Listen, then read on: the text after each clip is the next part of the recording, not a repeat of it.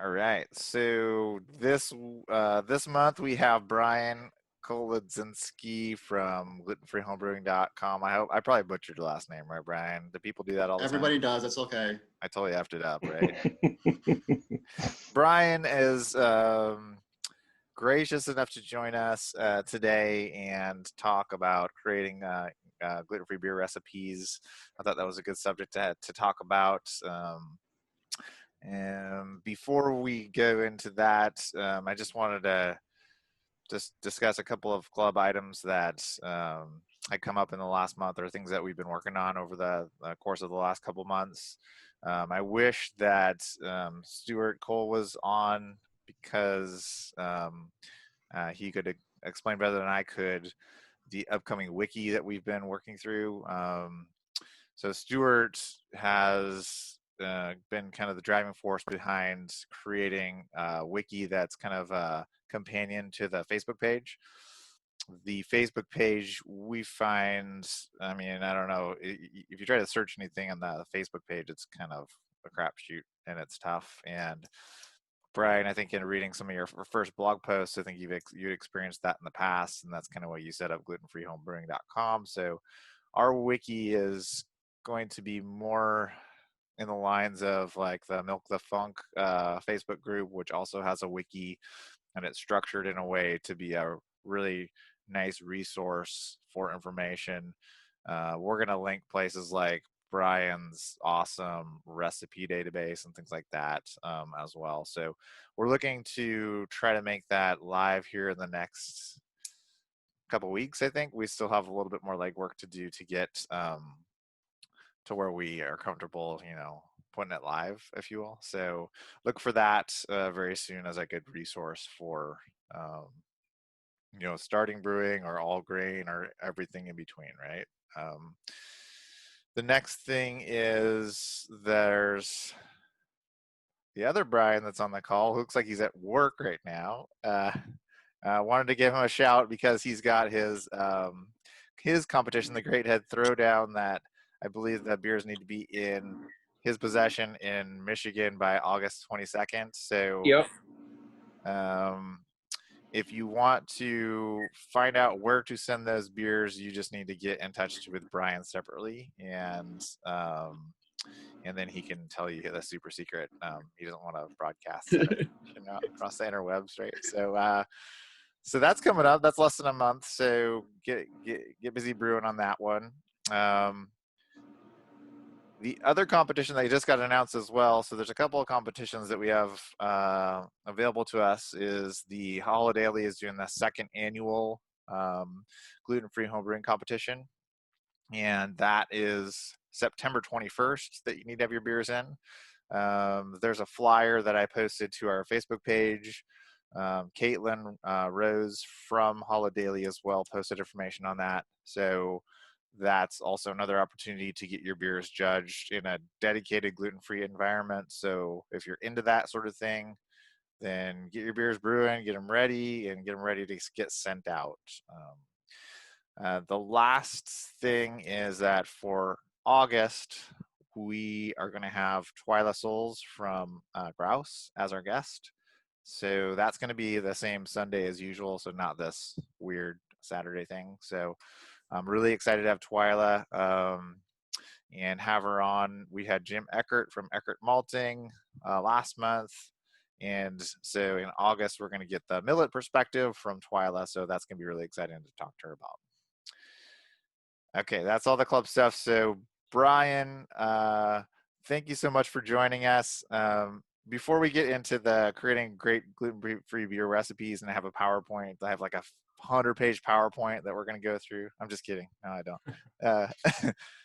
Just have a few slides, but I wanted to just because we've never had Brian on a meeting before. So can you just give us a kind of rough overview of how you became the keeper of all gluten-free home brewing ingredients, and how did you start out? I know it kind of started as a Facebook page and reading, but how did you go from Facebook page to where you are now? And just tell us that kind of story briefly, if you will. Yeah, absolutely. Well, I have no background in brewing conventional beer. I started brewing gluten-free beer when I wanted more options for beer for myself at that time. This is like 10 years ago. And pretty much the only thing you could find was maybe some Redbridge, being in Oregon, Groundbreaker, which I think used to be called Harvester at one point. And so I went through the same process. Well, it dawned on me very quickly that I'm probably going through the same process that a lot of people were going through every time they wanted to learn to brew gluten-free beers. They were like surfing the internet and going on threads and gleaning information from all these various different posts. And I'm like, you know, I'm just going to start this Facebook page thing and just share everything that I'm coming across and all the research I'm doing so that everybody doesn't have to keep doing the same research. And I started getting a lot of followers, and I quickly ran into some technology problems because Facebook really isn't designed to be a place where you can like hold recipes and tutorials and things like that. And I'm not a big IT person like Matt, so I really have no idea what I'm talking about. So forgive me if I say this all wrong, but there were like some extensions or some things you could like add onto Facebook that would allow you to, they weren't Facebook supported, but you can like add stuff to Facebook, and it allowed me to start actually compiling some recipes. And that was very difficult to navigate through, and it was literally just like text running down these really long pages, and it wasn't easy to navigate, and it kept growing. It wasn't, you know, Facebook is not definitely not designed to be some database for tutorials and recipes. So I literally just started emailing. You know, I did beer recipe searches online, and I just started emailing them saying, hey, I've got this like gluten-free thing going on. You already have a website. You know, would you consider hosting a website, and you can like run all your advertising on it and stuff like that. And that gave birth to the first actual like website, which was again all informational. We didn't sell anything at that point. We reached out to a lot of local homebrew shops to find out if they offered any gluten-free ingredients, and like had like a store locator sort of thing. But again, no malt to really speak of. And then with Grouse coming online and Ecker coming online, and a lot of us kept talking about like, hey, let's all go in on like an order together, and we'll like pool our money together and, you know, figure out the logistics of that. And I guess I was the first person to put my money where my mouth was, so to speak, because I just contacted them like, hey, I'm going with this. Like, we keep talking about it, nothing's happening. How can we actually make this happen? And I found a local homebrew shop that was willing to have a dedicated, he had this whole section of his store that was not being used. It was just for storage. He hadn't even put like malt in it yet, so it could have been like dedicated for gluten-free malt. But then he had some personal reasons that he actually ended up closing his business very abruptly. And then I'm kind of like, I was at that point where like I'm have like malt in my garage at this point waiting for a store, and just apparently decided I was going to be a business owner again. So, and that happened over a pretty brisk time frame. Like, that happened very quickly. So that's that in a nutshell. I've always been open source. I share everything I know. I probably don't share things maybe like as quickly as some people might prefer, but the thing that I have to really balance is that folks that are on like this club, you know, they're more willing to take risks and use more advanced brewing techniques. Whereas my customer base, you know, they're just going based on like what I'm suggesting and the instructions that come with a kit or something that's on my website. So it's really important to have consistent, relatively simple and repeatable results. So I'm not really eager to change brewing recommendations because I have to change recommendations for everybody that buys stuff from me. And the knowledge of brewing could be very novice to very advanced. So I have to be cognizant of that. So when did you actually start selling grain as a storefront online? Was that within the last 5 years, or when did you actually do I that? want to say it was either 13 or 14. The end of the year. It's either 2013 or 14. Okay. So I went from a Facebook page to a website to a store sort of website, which was really, Matt, you would have appreciated how horrible my website was at the time, because I literally had this informational page, and then it was never intended to be any kind of e-commerce site. So I technically had a whole second website and like banners on my page. Like, click here, the store is now open. It was terrible. And then at some point I made the jump and I just had to design a new website from ground up, and that's what I have today. I think that was like around 2013 or 14. So out of curiosity, because I work in logistics in IT, I work for C.H. Robinson. It just so happens that I also work in the managed procurement side of C.H. Robinson. Is there any desire, need, want to get involved with getting C.H. Robinson involved with getting your produce or the products themselves shipped to places or anything of that nature? Because I do know a couple people on the business side that I could definitely give your name and information to try to help. So can you explain that a little more to me? So what the managed procurement side of C.H. Robinson does is they take produce, because their main focus is just produce, and we'll take pineapples for instance, and we buy them, and in some cases it's a direct ship from vendor to customer being a restaurant or a grocery store or what have you. In other cases they'll buy a select number of said produce, again pineapples, and they'll put them in a warehouse, and that warehouse then divvies it out to whatever location needs it. I don't know if that's beneficial to you. I've obviously purchased stuff from you guys, so I've never seen any delays, problems, or anything of the sort, but just something maybe that might be helpful to you. I don't know. One of the biggest problems that I run into being a very nano niche sort of business is that we're just not big enough for a lot of companies to work with us. Sure. I know shipping comes up frequently as far as everybody would prefer FedEx, but the rates for USPS are better. And, I threw that out to all my customers saying, hey, I'll do what you guys want, but, this is how much this is going to cost.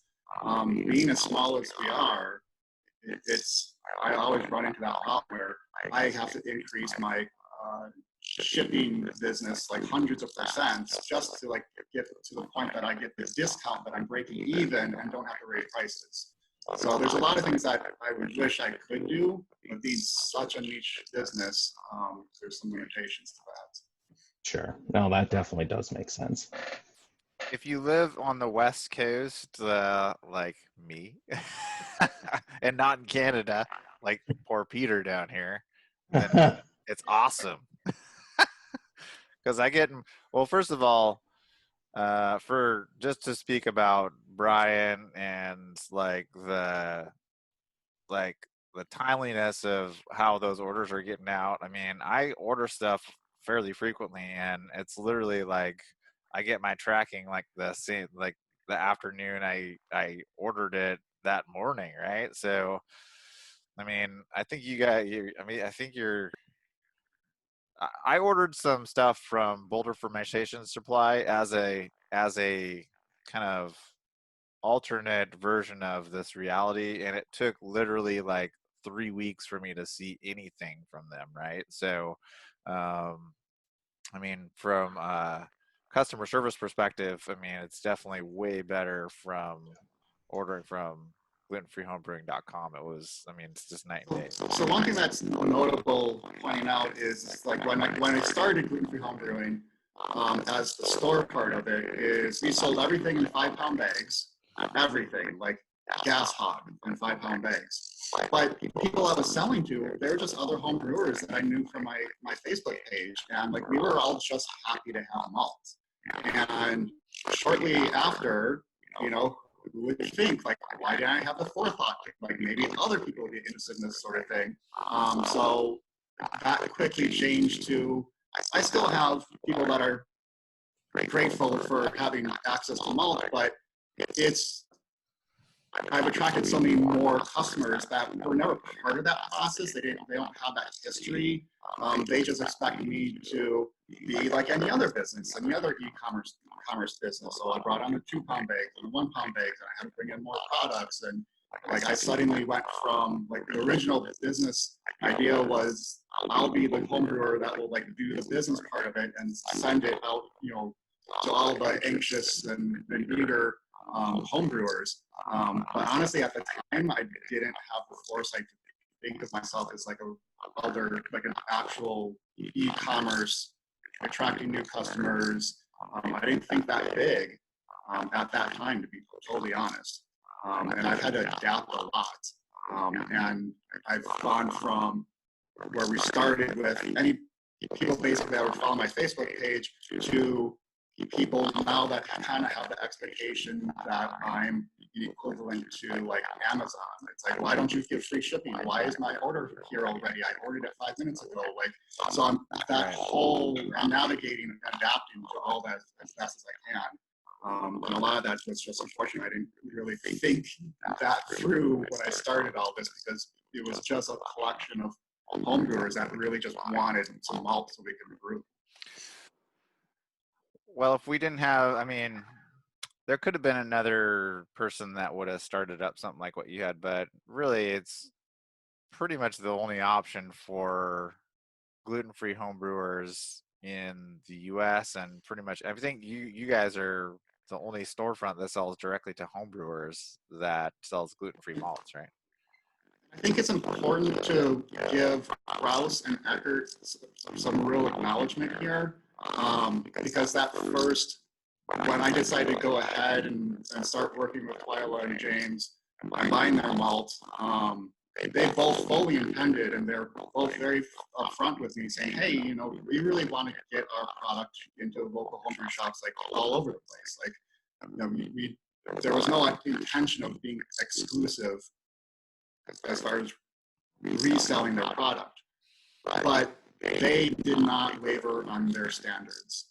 And most homebrew shops couldn't make the investment in having dedicated, no cross-contamination, the malt that's being milled in their store settling on the gluten-free stuff. Like, they held really high standards and expectations for local homebrew shops. And realistically, being such a niche business, it wasn't really worth the investment for a lot of local homebrew shops. So by default, really, we kind of ended up being like the unofficial, official, exclusive distributor, but we really aren't. I mean, anybody could sell their malts. It's just that it would be expensive for a homebrew shop to invest the kind of money to make the assurances that there wouldn't be cross-contamination with their malt for their like 3 customers. So there's that to mention too. And I think that there's, I mean, you see that in like Two Bays down in Australia. They get grouse and I mean, that's crazy. They actually get grouse and Eckert malt shipped all the way to Australia on a boat, and then, but they actually are a storefront for the Australian market to sell those to home brewers as well, right? So it's not like that's no one else is doing it, right? All right, so I think we should get into the actual presentation. So let's dig in. Yeah. Let's dig into that. And Brian, I'm getting like a weird like you're like kind of coming across as like some kind of like there's some breakup in the audio. I don't know. Is anyone else getting that, or is it just me? Yeah, it sounds like a cyborg. Yeah. It's just bad connection. Bad connection. Okay. Yeah. I think my videos keep stopping too, so I gave up. Hold on. Let me I share. don't really know what to do about that on my side. You could try killing your video for a second and see if that helps while we go through this presentation. So just go down to the bottom left and do stop video. Let's see if that helps. All right, so let me share this. And all right, and so can everyone see my screen? Yep. Cool. All right. So our focus of the meeting today was about creating, whatever you want to call it, great, awesome, fantastic gluten-free beer recipes, right? So, let's just get into it in terms of, where to start. And we want this to be as interactive as possible. So ask questions along the way, or some of this stuff is probably review for a lot of you guys, right? So, but I felt like it was a good subject worth talking about. From where to start perspective, really, you have, I guess three options really when we're talking about brewing a recipe. You have an all extract type of recipe, you have a partial mash or partial grain, sometimes called, or an all grain type of scenario.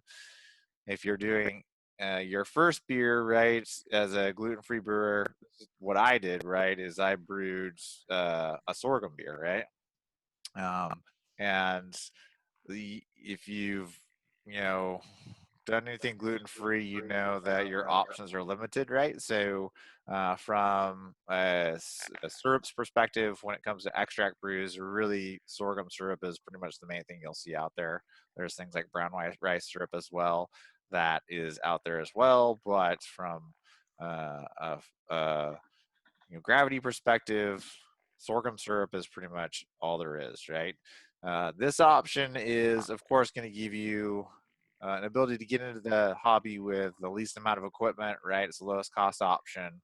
Um, and, if you're looking for taking extract-based recipe and taking it to the next level easily, right?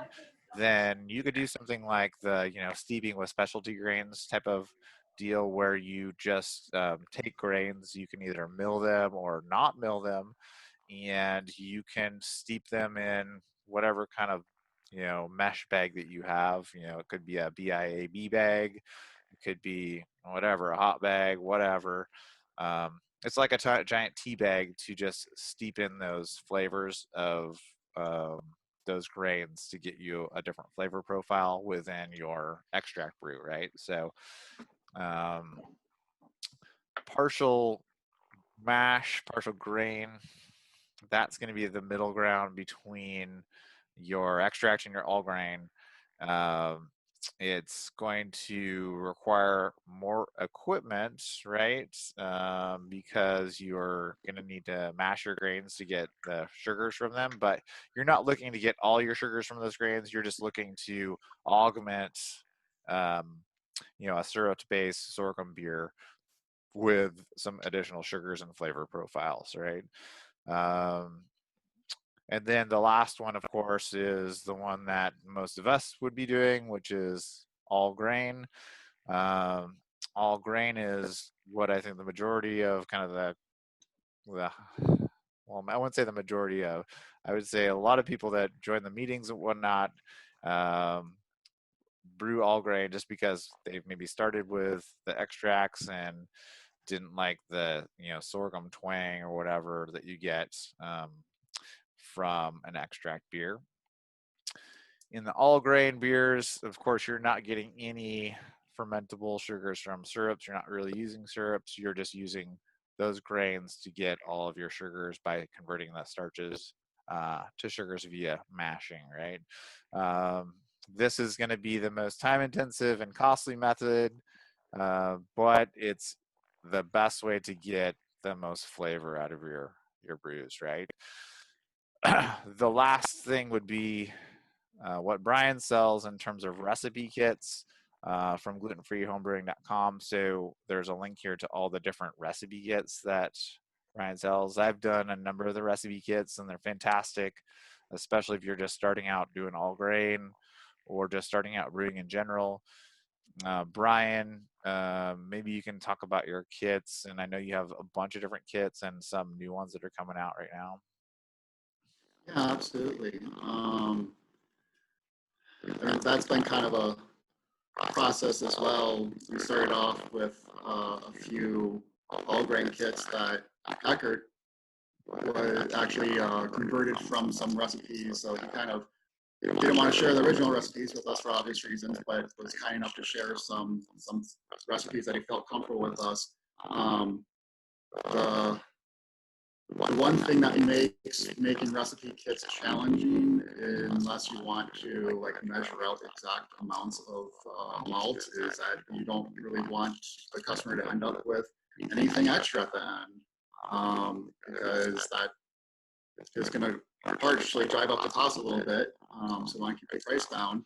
So that's kind of like that's a challenge whenever I'm developing a recipe for a kit, as opposed to something that I put on like the recipe page. So it's way easier to like, oh, I need a quarter of an ounce of hops, but it's much more challenging to develop a recipe kit where you use a full ounce of hops somewhere in that recipe. So, and we do that so that we keep the price down. People are using everything that they have, but it's really restrictive as far as like there's some kits that I would really just have to been scratching my head for a really long time trying to figure out how to put together, because I don't want to get into more repackaging than I already have to do. So you guys have a lot of liberty. I don't know how you guys are designing your recipes yourselves, but you guys can really just do kind of whatever you want. Look at what you have laying around the house. I've done that. The leftovers and trail ends of malts and stuff like that, and everything but the kitchen sink sort of thing. But with the kits, that challenge is using up all of the ingredients in that one brew session. Yeah, for sure.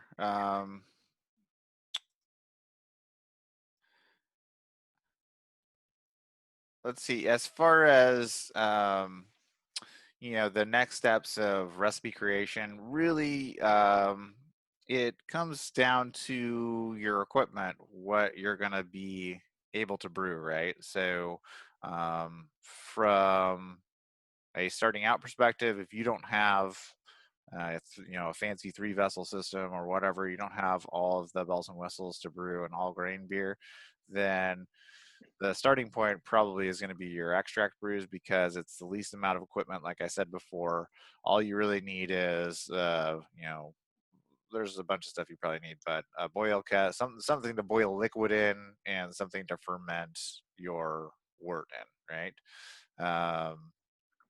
If you make the next step to a partial mash type of brew, then you can either do that as a brew in a bag type system with a single vessel and a bag, or you can get a mash tun. There's all sorts of ways to do mash tuns. I do mash in a cooler. A lot of people do mash in a cooler. And there's a million of other fancy types of options to do that as well. Then there's the electric systems that are out there, such as Grainfather or the Mash and Boil. There's a bunch of those as well, which is a single type of single system that includes everything that can do all grain as well, or partial mash. And we have with our kits, we've been just kind of playing around with different ideas. We want to give a good result for the customer, something that we can't control. Once the kit leaves our shop and goes to, oops, okay, there we go. My screen just changed. Goes to the customer, controlling their experience, the best that we can really do is try and put as much work into the kits as we can, and into the tutorials and the steps and everything. So we've played around with a whole bunch of ideas. We have some extract kits, but then we kind of came up with the idea of like the booster kits. Like we're kind of like making up some things that don't exist in the conventional beer world. So we're like, hey, we acknowledge that gluten-free malts are more expensive than conventional malts.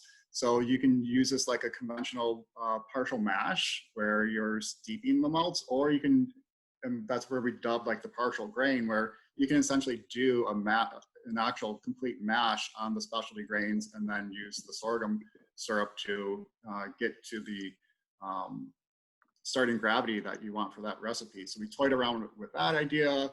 Our Pilum IPA, the Imperial IPA, we designed that one with in mind that maybe somebody only has so much capacity in their mash tun or whatever system that they're using, and to get an Imperial or any kind of high gravity beer, some of these grain bills might have to get kind of big. So we're like, hey, well, you don't have to completely rely on sorghum for your fermentables, but you can maybe use it to get you all the way there if you're going for a high gravity beer. So that was kind of like the idea of that kit. And then we're going to be rolling out some Ondia Pro specific kits that once we settle on some recommendations using Ondia Pro and maybe Ceramix Flex, that we can get some smaller grain bills, knowing that we're going to get higher efficiency and get the price point down on some of the kits too. So like we're just rolling with whatever is thrown at us because we're all part of this process together, and we have been for like the last 10 years. And so like that's kind of represented in the kits that you see, like why we do kind of unconventional things, because you have to be kind of an unconventional thinker at times with gluten-free brewing. Yeah, and I don't know, guys. Matt, are you doing? It looks like you have some sort of single vessel system in there.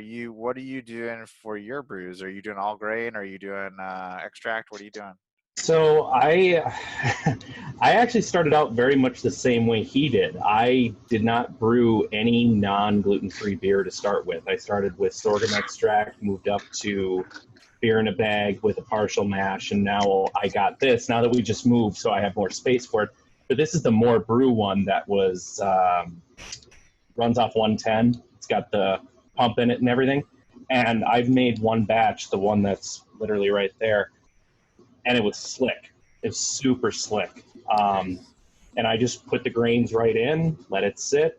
It's got timers on it, so I don't have to really think about it. In fact, I actually made this beer while I was working. I just brought my laptop downstairs and, I milled my malts because I got my mill sitting right up over here.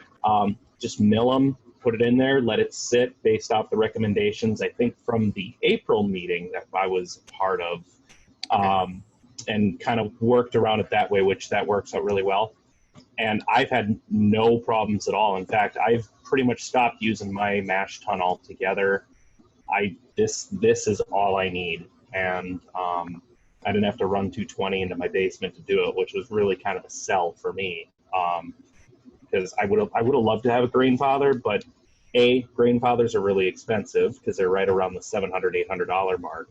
And B, I'm not an electrician, so it's not like it's really easy to run 220 into a basement. So yeah.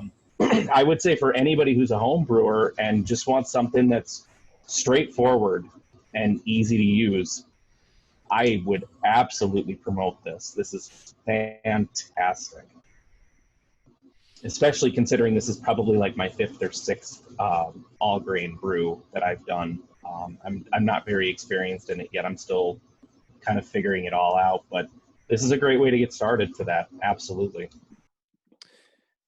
Yeah, I think Brian, I think, has the Anvil running that he bought recently. How's that working for you?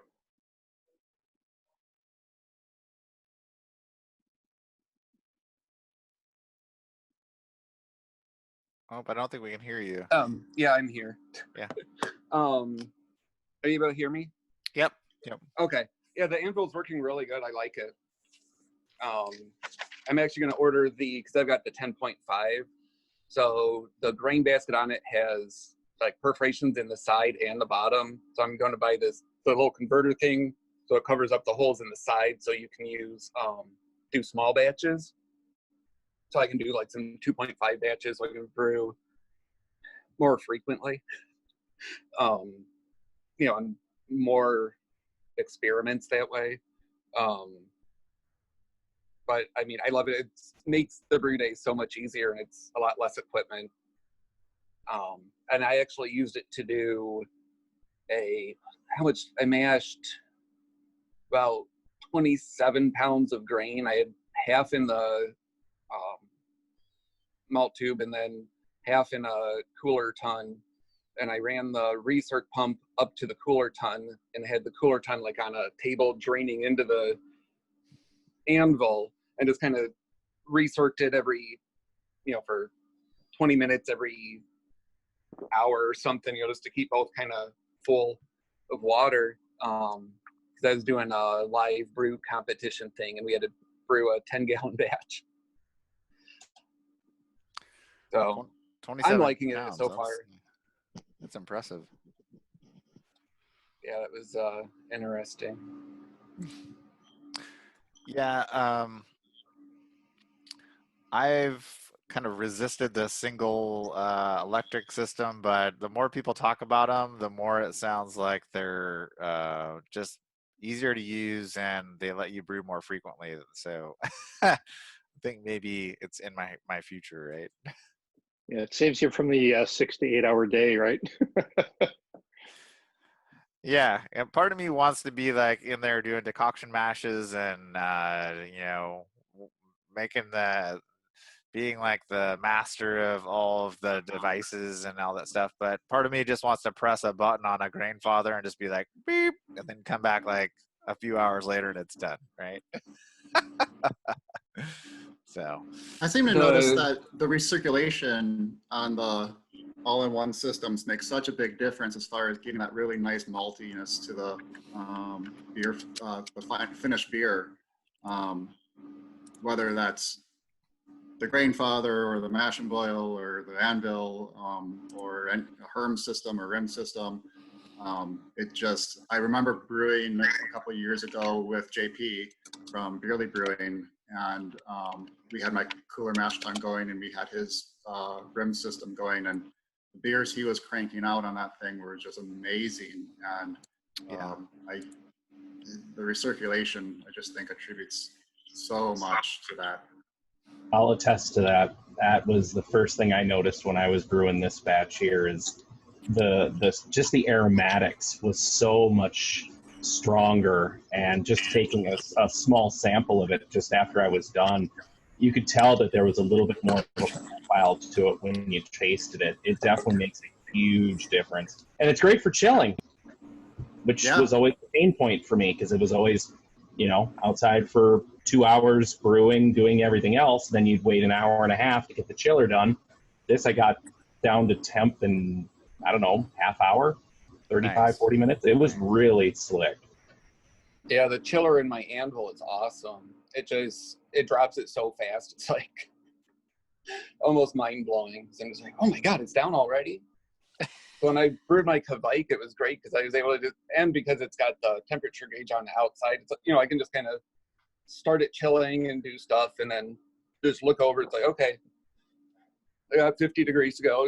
20 minutes later, check, oh yeah, it's down to 90, so it's time to put it in the bucket and pitch my Kvike in there.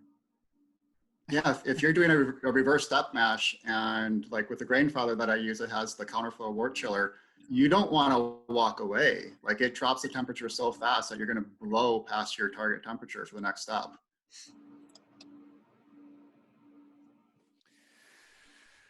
all right, take my money, Brian. Hey, $400 is a small investment for peace of mind, right? Yeah, exactly. It's so much easier. I'll tell you guys, it's sounding inviting, because the last time I did a brew, I was carrying my mash tun with its 10 pounds of grains and all the water in it, and my knee dislocated as I was carrying it. Brutal. So, and I've done that a lot of times playing hockey and stuff and whatever. So, less carrying of that much weight around would be kind of nice. That was the other sell for me, because I had to carry it down a flight of stairs in my new house, and I did that once, and I'm like, nope. Yeah, that's dangerous. That reminds me of. But did you spill the grains? Did you lose all of that? No, I got it down. I saved it too. I went down like a ton of bricks into my toolbox, but I saved all the mash. That's the important thing. Yeah.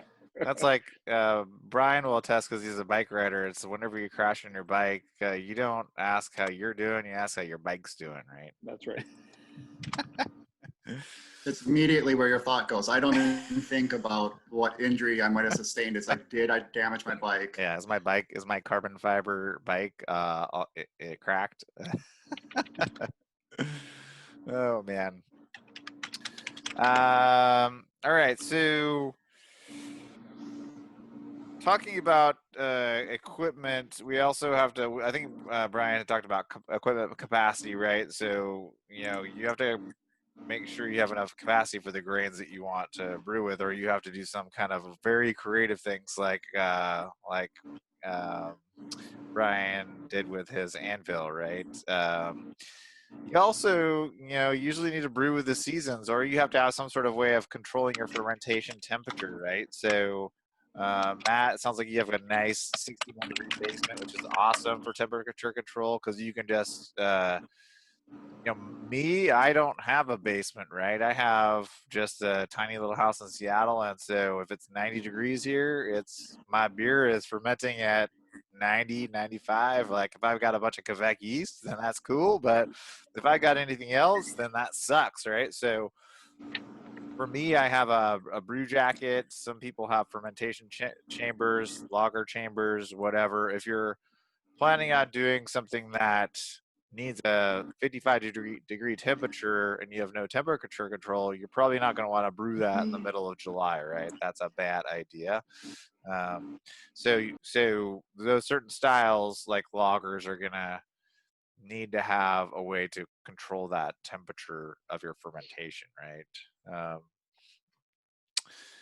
The other thing on this slide, right, is, when you're starting out creating a recipe, you really want to go towards your favorite styles or your favorite beer that you drink. Like for me, okay, so I had drank regular beer for my whole life, and then all of a sudden, all the beer got taken away from me, and I was like, this fucking sucks, right? So, then I found out that there was a gluten-free brewery right in Seattle, right? And I was like, oh, this grapefruit IPA is amazing. And it's basically an extract beer. And so the first beer that I brewed was an extract version of that Ghostfish grapefruit IPA, which I think is pretty popular for beginners.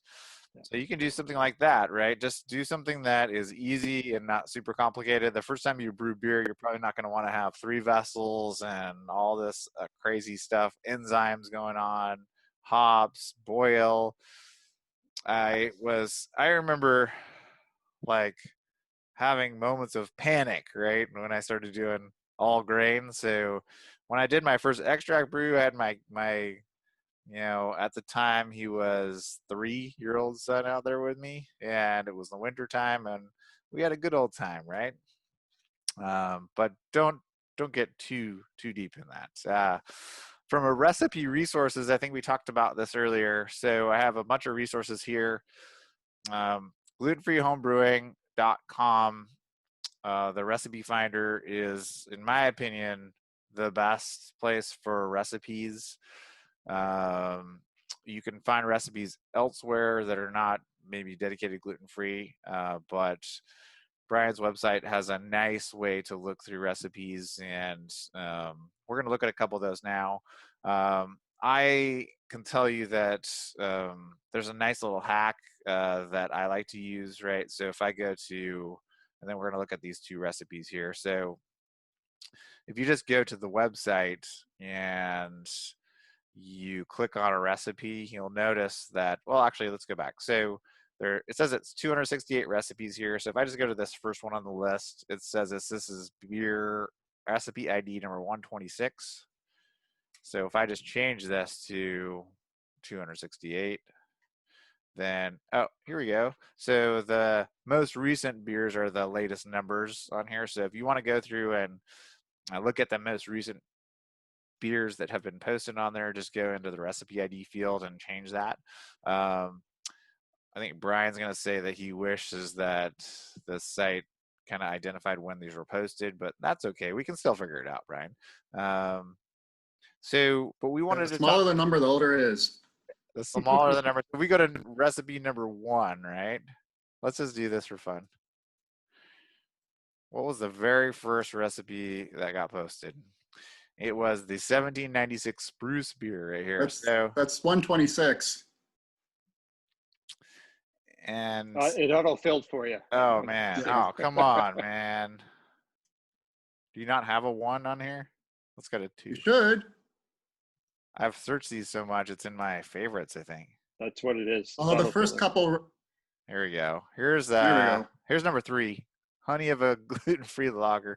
So just like if you go into like Homebrew Talk or wherever, some of these or Brewer's Friend, a lot of the older recipes you're going to find, you have to probably take them with a grain of salt because there wasn't a lot of the stuff that we have available now to use as part of your brews, right? So people got very creative with their ingredients. I don't know. What do you think about that, Brian?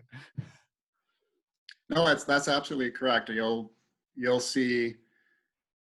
I mean, if you started at number 3, you went to number 4, number 5, you're going to see predominantly extract recipes in these older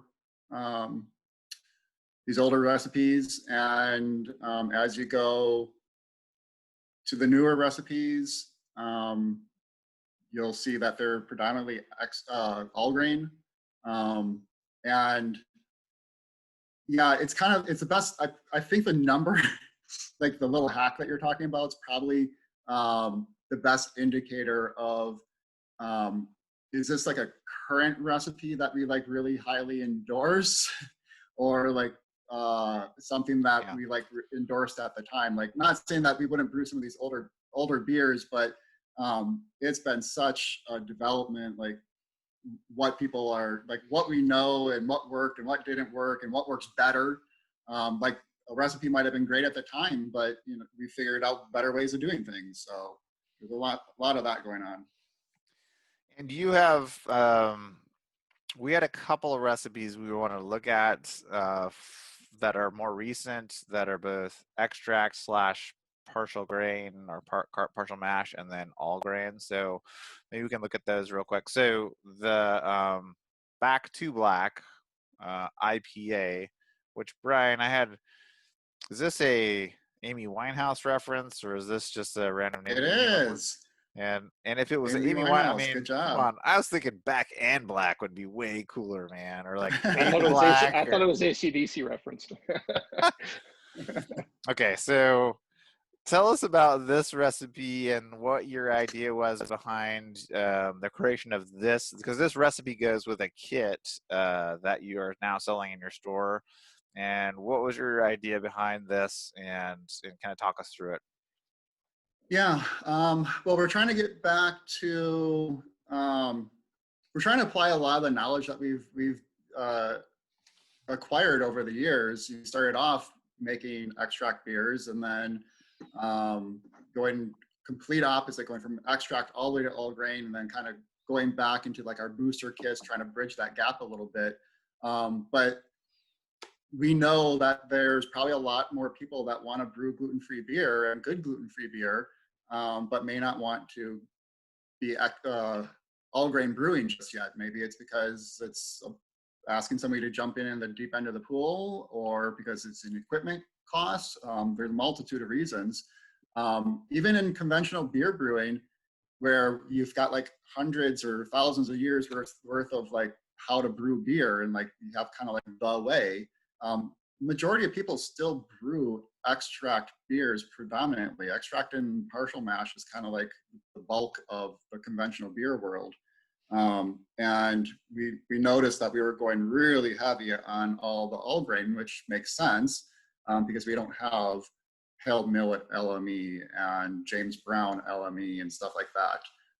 But I think that we can start offering some newer versions. So like this is recipe 281, maybe we can get some recipes in the 200s and 300 levels that are decent drinkable beer. You've been drinking this beer this entire time.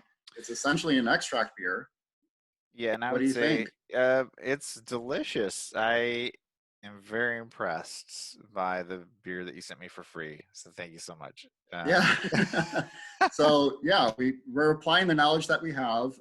This one comes, you highlighted it, comes in a pre-milled grain bag. So like if you're interested in brewing gluten-free beer and you're kind of intimidated or not sure about this like all grain thing, we obviously it's dependent on the sorghum syrup that we're all familiar with.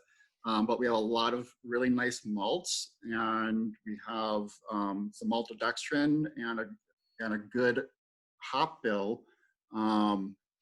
So I think we can start offering some drinkable, decent beers for the extract realm. And I think that this is, you're drinking it, you're enjoying it. I think it's a very nice drinkable beer. And it doesn't really take a whole lot of knowledge. This is like, if you can make tea, you can make this beer.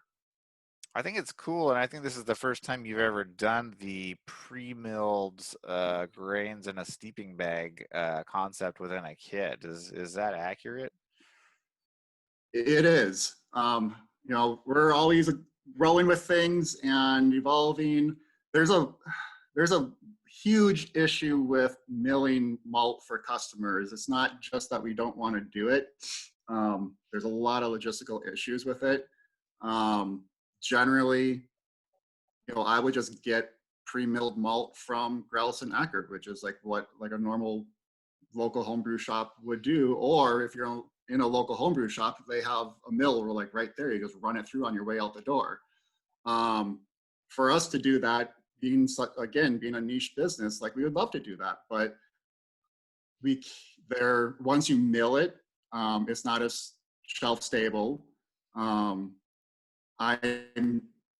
That really makes it difficult for us to offer milled malts because I have to buy, 35 pounds of gas hog pre-milled, and I know I can only sell that at a certain rate, as opposed to like a pale malt or the biscuit 4L or something like that just like flies out the door. So it's an issue at this point. Based on our current, sales volume, it would literally be me like cutting open bags of 1 pound bags, running it through a mill, repackaging it and sending it out the door. And there's just no efficient, reasonable way to do that. So it's not that I don't want to help out the new brewer that doesn't want to buy a $300 grain mill, but it's just a logistical issue. So if I can sell a limited number of kits that have pre-milled, this is kind of an experiment. I'm going to see how it goes. If I can sell a reasonable number of kits that have pre-milled malt and customers like that and they can benefit from it, we can sustain that, we're going to give it a go. Nice. I already have, most of us here probably already mill our own, I think we all mill our own grains, right? And I think that there's like a journey that you take with the brewing equipment, right? You start with, the homebrew kit, and then I just, as far as my perspective, I got a Corona mill, right? And then I tried to mill by hand a bunch of rice malts, and I was like, God, this is a huge bummer. Then I was like, I'm going to connect a drill to this, right? But now I'm almost to the point where I want to get a big fancy mill, right? But I agree with you that it's definitely kind of probably a big step for a lot of brewers to go from extract, especially in the barley world, from extract to all grain, right? It's kind of like you almost have to get the really good flavor profiles. You have to go to all grain to get that. But I like that Back to Black IPA is kind of like a easy way for someone to take that step without having to get a mill and all that other stuff. So that's pretty cool. The other one we wanted to look at was the unicorn of all gluten-free recipes, and that's a stout recipe. So this is another one that you have as a recipe kit, right, Brian? This Tale of Two Stouts. Yes. And yes. tell us about the creation of this recipe. It's got a lot of different malts, and from what I've been reading on like regular barley beers, that's fairly common to get that flavor profile. And I think that what we have a hard time with on a stout type of recipe is getting that real dark color, and then also the body of the beer. Yeah, this recipe, we felt like we could honestly call it a stout. So we have the robust porter that we released a few years ago. And, you know, we wanted to be true to style, and we could probably have a whole meeting about stouts versus porters and the marketing and what people call them and everything. Let's just be honest, there's a lot of stouts that aren't stouts on the market. And we want to be true and not misleading, and we released our robust porter. But we always want to have a stout because people want them, and they are distinctively different beers. So this one we designed to be a standard beer or an imperial version, which you can, the way that we have it designed is it just calls for the one container of 3.3 pounds of sorghum syrup to make it imperial, to get it to that, you know, that starting gravity, the original gravity, so that you don't have to exceed the capacity of your brewing equipment. So a lot of the high gravity beers require a heck of a lot of malt, and you know, depending on your setup, you may or may not be able to get there. So the idea was kind of like the Pylon IPA that we did the same thing with. It's like, hey, you can brew it either way. You can brew it straight up as is. And I've had a couple customers tell me that this is a pretty close equivalent to like a Guinness sort of stout. And it does shift in the flavor profile a little bit when you go to the imperial version, but it gets you to that high gravity style of beer.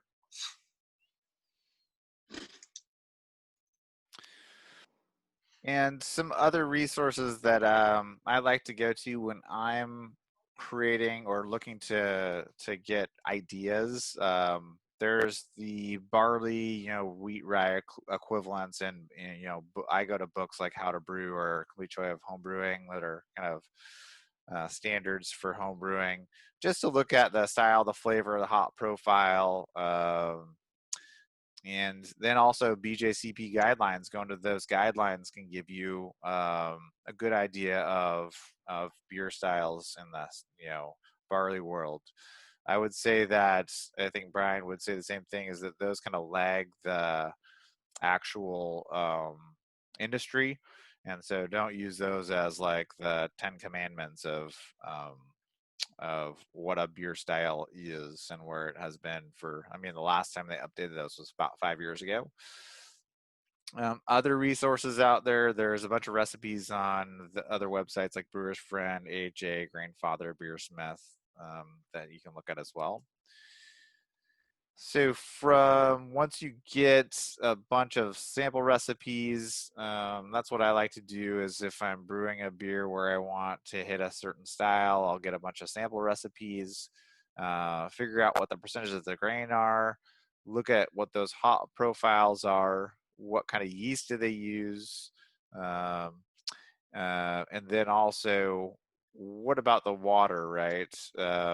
The water is really important when you come to brewing your beers. So if you're just using tap water and you don't know what's in your tap water, I would suggest you can send off your tap water sample to Ward Labs to get it a water profile.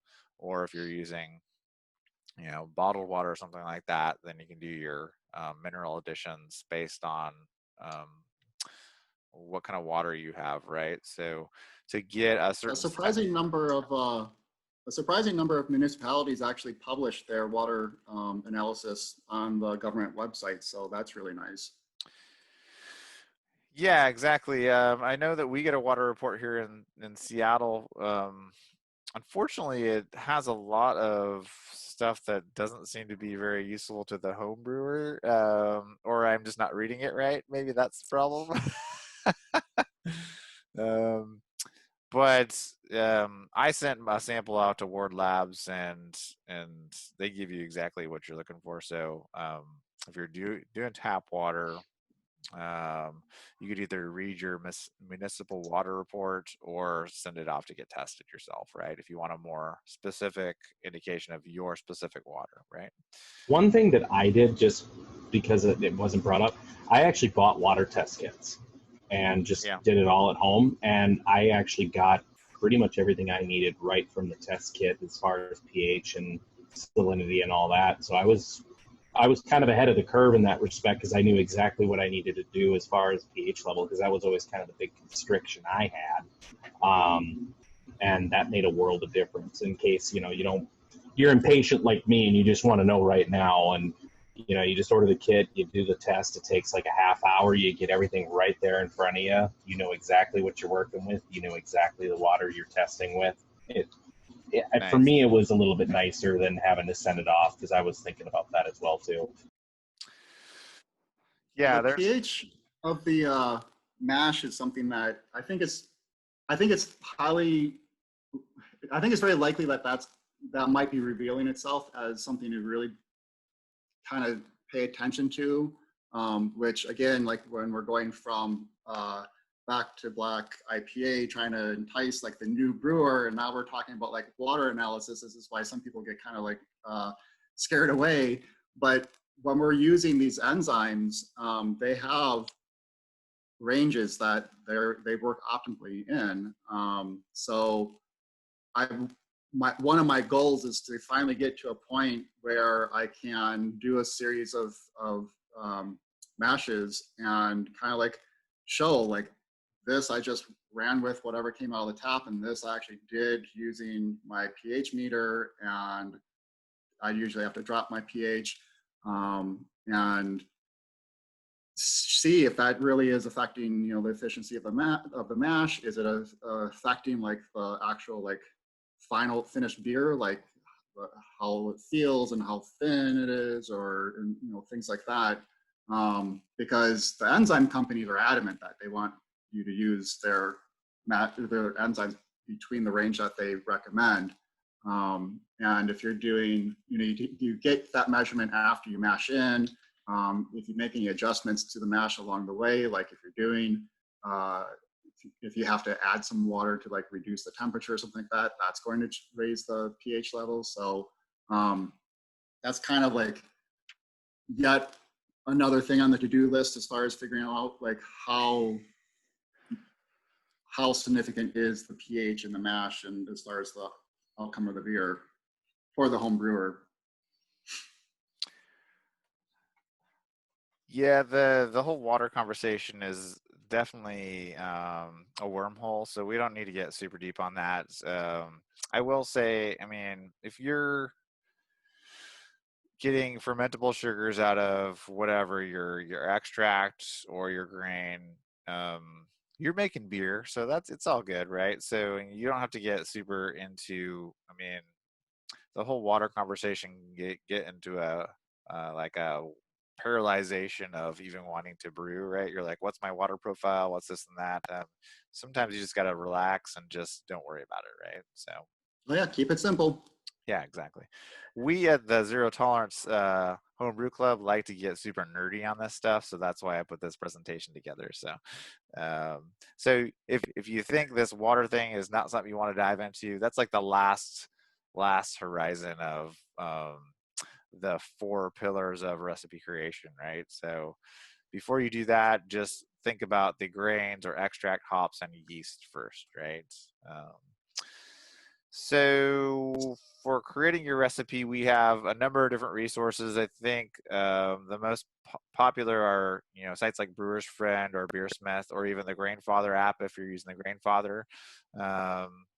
Those are nice because they're online. You can create your recipe, just in your computer or your phone. Gives you the alcohol by volume, your IBUs, your bitterness, your color. Easy to create. You can look anywhere at them. I also like to just write it down on pen and paper, just because I like to take really good notes during the brewing process. And that's just like, I don't want to do that on a computer. It's just a pain in the ass. It's going to get covered in like sticky wort and all that kind of stuff. So I am firmly in the opinion that having some way of note taking and and Brian will say he likes to just write things on napkins and throw them in a drawer, right, Brian? I have been known to do that, and I've upset more than one person over the years where they're asking me for a recipe. I'm like, could be in a landfill right now. I have no idea. So what's different with gluten-free brewing as compared to regular brewing, and what do you need? How does that affect your recipes, right? The main big one that I want to point out is this concept of base malts, and in the barley brewing world, the base malt is there to create enough enzymatic activity to be able to convert your starches to sugars. Whereas since we're adding these exogenous enzymes to our mash when we're brewing all grain, it's not really something we typically have to worry about. We can use pretty much anything as a base malt, right? Or the largest percentage of the malt in our beers. I've used things like Vienna, Munich, biscuit, Forel, pale rice, pale millet, all of those as base malts for different various beers, and they've worked fantastic. I think that with the darker malts, it can lead you to have some bitter off flavors, but from a base malt perspective, you don't have that same situation that a barley brewer has, right? The other things are things like limited extract options that we that we talked about before. Whereas in a barley world, there's a ton of different extracts, but in gluten-free brewing, there's not really that much.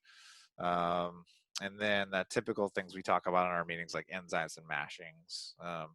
And then Brian, I wanted to talk to you about the unknowns that are out there, like the PPGs of millet and rice, and this concept of like that barley has been basically grown to be brewed for a long time, so it's highly modified and basically has all these sugars in it to be able to turn into beer, right? But our grains aren't really like that. They're kind of meant to be birdseed or something like that, right? So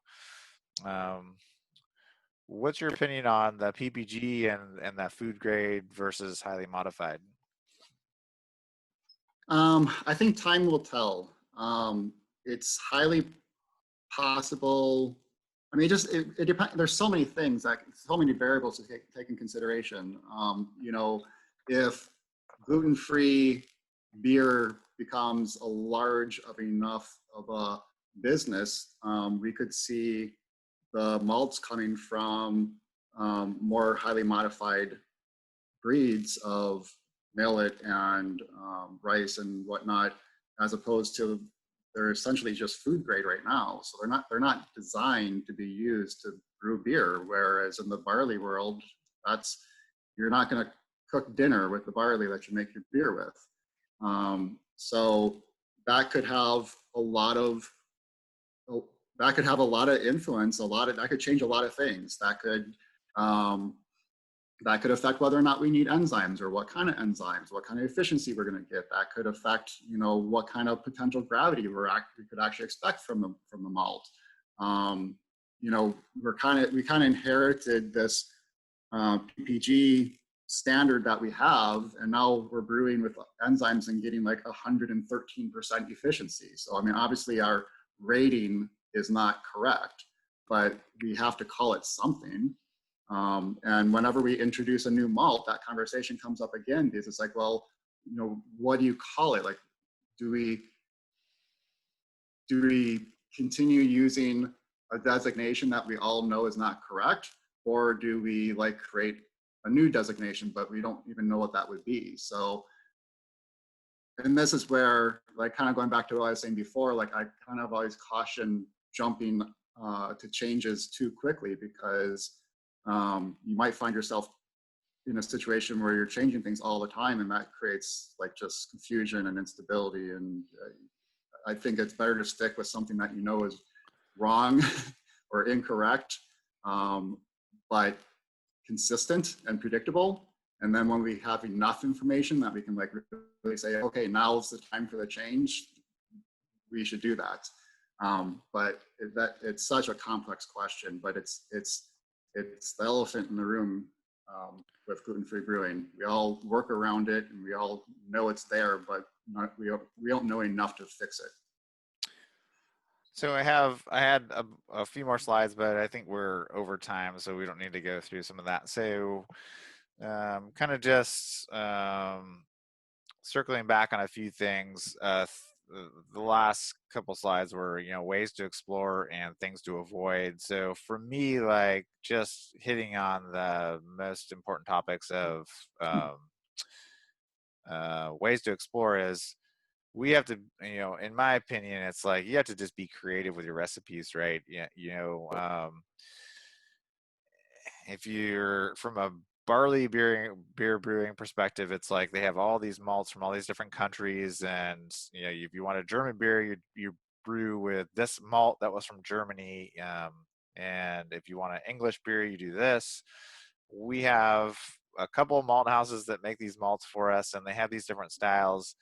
You just have to be creative and think outside the box when it comes to brewing beers. And I think there's a lot of flavor profiles to me that you can accentuate and make your own way. Maybe one day there will be a style of beer that is created by someone in this club that is something that is fantastic that you can't even get from a barley-based beer, right? And then lastly, things to avoid, right? For me, it's overthinking and overwhelming yourself, right? Don't overthink and don't overwhelm yourself, right? And I think that's why these all-in-one systems are really nice, because it makes things simple, right? And so I know that you're going to get overwhelmed. Everyone gets overwhelmed and they're like, oh shit, what did I do? I ruined my beer. But when you have that moment, just relax. And as long as you didn't scald your kids with boiling hot water, I think you're fine, right? So, Brian, I don't know if you had any parting thoughts on, ways to explore gluten-free recipes or things to avoid. Yeah, my advice and my methodology has changed a lot over the years. I think I have a spreadsheet of all the conventional malts, and there's like 400 plus different types of malts, and there's some overlap on that because everybody's got their base malt, everybody's got their so there's some overlap. I think at one time we had like 12, 13. I think we're into like the high 20s at this point, and I know there's more coming online. My advice is to smell the malt, to taste the malt. Like when you open a bag, smell it without chipping a tooth on rice malt. Eat, like actually taste the malt, like out of the bag. Put a couple granules on your finger and taste it. Get familiar with what you're working with, because this is the problem. I've never brewed conventional beer, so when I'm trying to adopt a recipe or create a recipe from scratch, and I have to rely on the malt profile from the company. Like, hey, I'm trying to convert this beer. So I go to that malt company's website. I find that PDF that has the malt profile on it that tells me about that malt and the flavor profile of it. I don't know what they actually taste like. So I'm just reading the analysis, the description. But what I can do is I can taste what I'm working with. I can taste the malt that I'm working with. And because we only have a few dozen types of malts, you might need to use unusual combinations of malts to get the equivalent of what you would in the conventional world. Like, you're not necessarily going to get a one-to-one exchange. You're not going to say, hey, I'm just going to substitute this malt for that malt. You might have to look at the totality of the malt, all the malt profiles for that beer, and the totality of the malt profiles for the malt that you're going to use, and somehow like create a grain bill. So it's that mindset of just substitutions like we do with hops, where it's just like this one-to-one thing. And that's not how it works with gluten-free grain bills. I mean, you can go that route, but you're going to have some flavors that you are lacking, that don't exist, or unintended, that you don't want there. So just get familiar with the malt profiles and smell and taste what you're working with. Don't chip a tooth, because I don't want your dental bills. But yeah, that's my advice, is really get familiar with what you're working with. I have the advantage of repackaging a lot of malt, and every time I repackage, I'm, tasting and smelling, and, I get to be familiarized with the malts that we're working with. I think that's great advice. That was on my slide was, taste, sample the grains. Another way to sample them that we didn't really talk about is just, make a small tea, have a little bit of grains and put some hot water in them, and just steep them in the hot water and see what that flavor is like, right? You can do that with just a little tiny bit of grain, and if you taste those, we did this on that Magic of Millet workshop at Ghostfish Brewing earlier this year before the unfortunate pandemic, and it was great. I'm sure Peter would agree that it was very good to taste those like isolated flavors of each of those different grains to get a Yeah, it was a great way to get a profile from each grain, and then you can kind of figure that out to what your base is going to be and your additions are going to be. I think it was a great idea. And if you've brewed a beer where you did a heavy grain bill of a certain malt, and then all of a sudden you get the isolated taste in one of those teas, then you're like, oh, this is exactly why my beer tasted that way, right? Because what you're really wanting to do is say, why did my beer taste this way? Do I want it to continue to taste this way, or do I want it to change slightly? And is that a grain thing? Is it a yeast thing? Is it a hop thing? Is it a water thing? There's all sorts of variables. Is it the way that I mash them? There's all these variables that you can go through. And sometimes it's exciting, and sometimes it makes you want to pull your hair out, right? So I have a really bad habit that I would like to say that I've broken this habit, but I don't learn sometimes. And that's, I have these really grandiose ideas and plans, and there's always too many things on the to-do list. So I'll try and pack in as much stuff into a brew session as I can. Well, you're going to get yourself into trouble when you change too many things, because you cannot account for what affected what when you're changing. There we go, hands up. When you're changing more than one thing, you don't know what caused what. Guilty as charged. Yeah, we all are. We all carry that same shame. That's another thing that was on my list was the smash concept, the single malt, single hop concept, where I get into it too, where I'm like, I want to throw all this crazy stuff in there, and I want it to be awesome. It's going to be the best beer ever brewed, and then it turns out that something went wrong. But I think either the new brewer is always guilty of that, because they read this book, and they read this blog, and they read this thread, and they're like, I'm going to make a beer that includes everything I just read. Yeah, exactly. That's just, good luck with that. Brian, you sent me the 4L biscuit rice beer, which was basically a single malt, single hop beer, right? And that was delicious. Yeah. And so it's not like you can't get a good beer by doing that. And sometimes we get so into I have all these malt choices that I want to have everything in there, and maybe it's as simple as, hey, put 10 pounds of biscuit rice in there and one hop, and then be done with it, right? So yeah, for the love of biscuit, that recipe, that's the only purpose of that recipe is I wanted to know what 4L tasted like, and I didn't want all these other things in there confusing my palate, and I just wanted to know, is this a good malt? And it's fabulous. There's a terminology that we use in software engineering that translates perfectly to beer brewing, the KISS method. Just keep it simple, stupid. And we're all guilty of not doing it, because we get, like you said, the grandiose ideas of just chucking everything in the kitchen sink into your beer to see what it turns out to be. And then you're like, well, what caused that off flavor? I don't know, it could have been one of the 30 things I threw into it, but if I know what it was.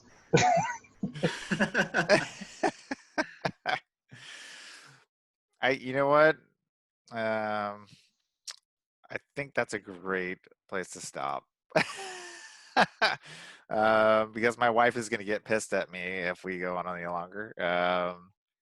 I already had to start barbecuing, so my apologies. Yeah, I gotta. And my wife is already clamoring at me to go help her. So Yeah, I got a dinner that I gotta go to. So, but hey, Brian. Actually, everyone, I want to thank everyone for joining, especially Brian from glutenfreehomebrewing.com to spend your valuable Saturday when you could have been packaging out deliveries for us all. No, thank you so much for joining us, Brian. We really appreciate you having on. yeah. Thanks, Brian. I really appreciate it. Thanks, Brian. Yeah, I enjoyed it, and I'm always available. I think I've worked with most of you individually at some point through email or text or something like that on a recipe. So you can always shoot me a message or shoot me an email. I love collaborating with people on recipes and answering questions. I do as best as I can because sometimes I get a lot of emails and I'm working on multiple like beer recipes with multiple people. I'm like, who are you again? And which recipe are we working on? Because I'm working on like 5 of these right now, but I like it. It's fun. So you can always hook me up for that too. Sure. All right, everyone. Enjoy your Saturday nights and go grab a beer and have a good time. Take care. Cheers, everyone. Thank you. Cheers.